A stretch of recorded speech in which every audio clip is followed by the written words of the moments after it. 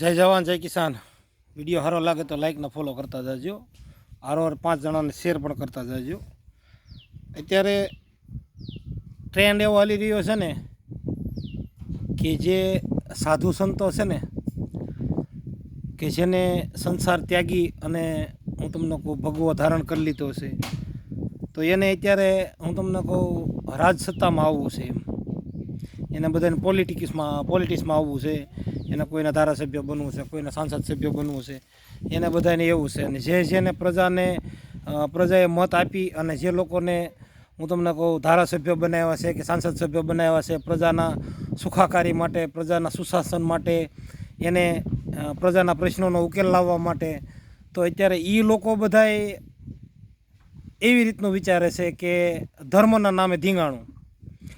જે રાજનેતા છે એને ધર્મના નામે એ બધા ભગવો લઈને નીકળી ગયા છે, એને ધર્મના નામે ધીંગાણું કરાવવું છે પ્રજા માટે।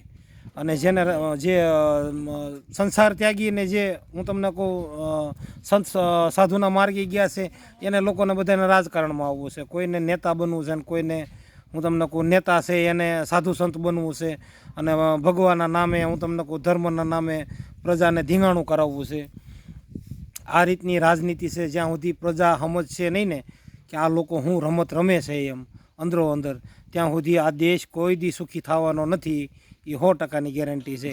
તમે જોઈ લો મંત્રીઓ ને સાંસદો ને MLA ના રોટલા શેકે છે, કોઈની પ્રજાના પ્રશાસન માથે કોઈને નજર નથી, કોઈને કાંઈ લેવા દેવા નથી, કોઈને કાંઈ નથી, હવનો મતલબ છે। જય જવાન।